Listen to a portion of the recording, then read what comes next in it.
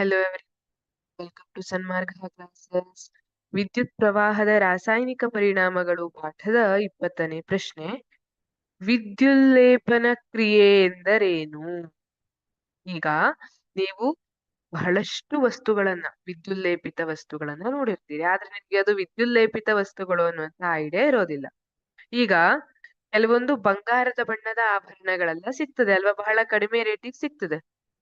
ಹೇಗೆ ಹೇಗೆ ಅಂತ ನೋಡಿದ್ರೆ ಅದು ನಿಜವಾಗಿ ಬಂಗಾರದಿಂದ ಮಾಡಿರುವಂತದ್ದಲ್ಲ ಅಲ್ವಾ.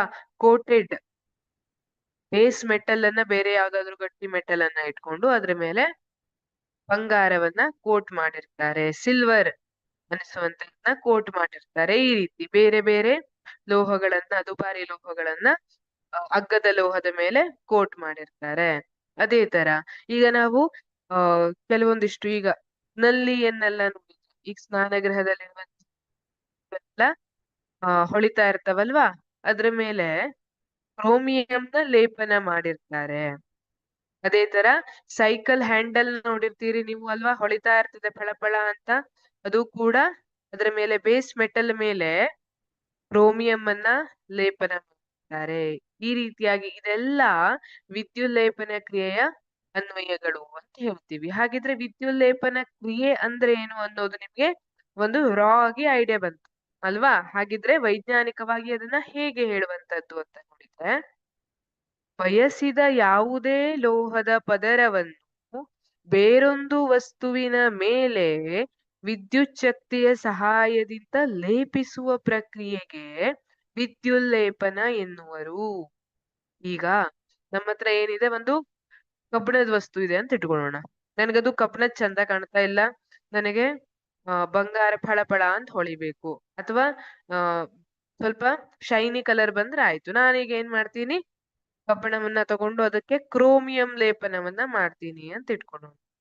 ಈಗ ಬಯಸಿದ ಯಾವುದೇ ಲೋಹದ ಪದರವನ್ನು, ನನಗೆ ಕ್ರೋಮಿಯಂ ಲೋಹದ ಪದರ ಬೇಕಿತ್ತು, ಹೊಳಿಬೇಕಿತ್ತಲ್ಲ, ಹಾಗಾಗಿ ಕ್ರೋಮಿಯಂನ ಪದರ ಬೇಕಿತ್ತು. ಅದನ್ನ ಬೇರೊಂದು ವಸ್ತುವಿನ ಮೇಲೆ, ಕಬ್ಬಿಣದ ಮೇಲೆ ಉದಾಹರಣೆ, ವಿದ್ಯುತ್ ಶಕ್ತಿಯ ಸಹಾಯದಿಂದ ಲೇಪಿಸುವ ಪ್ರಕ್ರಿಯೆಗೆ ವಿದ್ಯುಲ್ಲೇಪನ ಎನ್ನುವರು. ಈಗ ಇಲ್ಲಿ ನೋಡಿ, ಇಲ್ಲಿ ತಾಮ್ರವನ್ನ ತಗೊಂಡಿದ್ದಾರೆ.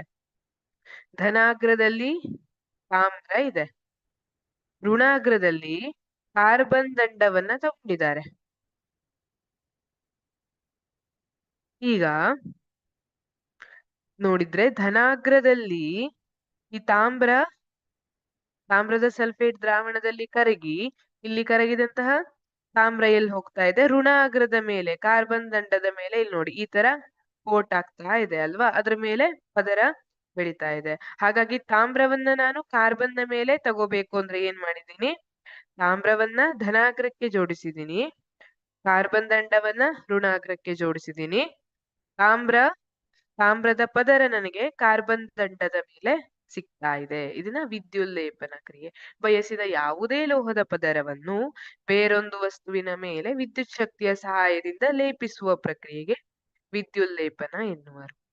Thank you.